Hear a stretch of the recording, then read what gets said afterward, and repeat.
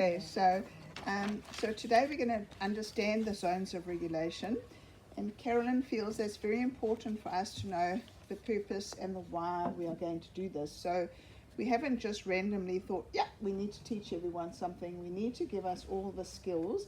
Some of us have already done zones of regulation with our students, working with RTLB or working with me, and I've worked with the teacher aides. But the thing is, we need to all know how it works, because if you're out on duty or something happens, you know the strategies and everything that we use. So one of our strategic goals is all about Hauora.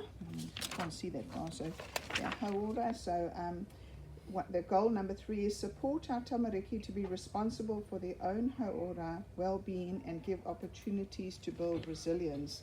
And so how are we going to achieve that, and is develop the skills in children to be able to enable them to self-regulate. So we do have a lot of children that are coming into our schools in the junior area, but we see it more in roundabout year 3 and 4 when the anxiety really starts to kick in and the children can't self-regulate. So they might run from the classroom, they might do things. So we've got to start working with them to help them, because they can't do that when they go to college. So Carolyn's words are, at the core of our strategic plan for 2024 and 2025 is the goal of Hauora, which emphasizes supporting our tamariki to take responsibility for their own well-being and providing them with opportunities to build resilience. One of our key strategic goals is to develop those skills within the child for self-regulation, and the zones of regulation is a vital tool in achieving this goal. And it also works with our own children at home too, so those strategies can apply.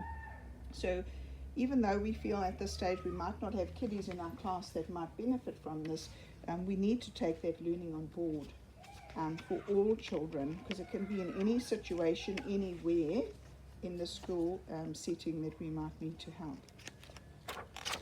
Okay, so the main goal is to empower our students and help them to recognize their emotional and then sensory states. So being able to say to them, that funny feeling in your tummy when a reliever comes into the room is because you're feeling anxious, so they can name and tame their emotions, and also to build resilience so that they know how to calm themselves down and understand the emotions, and also enhancing their well-being. So when children do flip out and they feel that they've actually blown their stack and the lid is actually flipped, they do get really embarrassed, and they don't want that to happen to them. So giving them strategies is what this is all about, and to actually contribute to support their mental health. Do you want to add anything to that, Libby? We're unpacking it a bit more as we go through, so yeah. Okay. Yeah. So we'll hand over to you. Cool. There you go. Do you want to use the clicker? Oh, thank you. So thank you everyone for having us this afternoon. Here we are, Renee, myself, Libby. So we're from your local cluster, RTLB. And this is what we're going to cover today. So we're doing 2 sessions. We're going to come back again next Tuesday. So today is just about, we're looking at self-regulation, co-regulation, unpacking what a regulated classroom would look like, emotions, introduction to the zones of regulation, as well as background to it, and then looking into what the different zones are, and potentially have a conversation about linking it to your PB4L values and school values if we get time. Cool. So we're going to get you guys to stand up and shuffle around a little bit. And it's not because I like to punish you, I promise. So what I'd like you to do is just very quickly line up. I know we sent out a bit of a survey just to get a gauge where you guys sort of rate yourselves. So if I could have, and I'm not sure space-wise, but if you are a 10 out of 10, I know everything about zones of regulation and self-regulation, could you come up this side and all the way down this way, sort of snake around as best you can. If you are a 1, so you really don't know much about it at all. And I sort of just want to see sort of the range. I know a lot of people are sort of around 8s and 5s.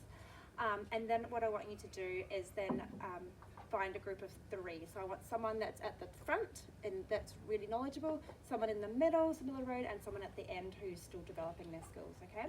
But first of all, if you could very quickly sort of line up for me, that would be very kind. Sorry to punish you. It's painful, isn't it? We've been there. Yeah, I'm sure you know more than me.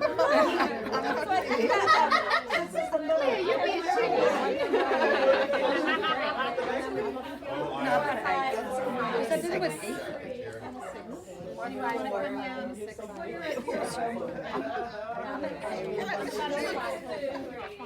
don't know anything about sort of higher, so there's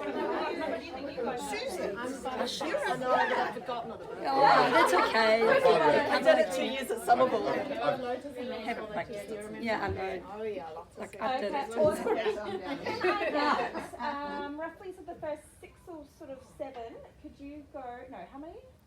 We're How many are 3. there? So I would, the guys at the front, find a buddy in the middle and then a buddy at the end, please. Not that Yeah, so the first 5. Maybe. Yeah. Suzanne. Yeah. Find a buddy in the middle.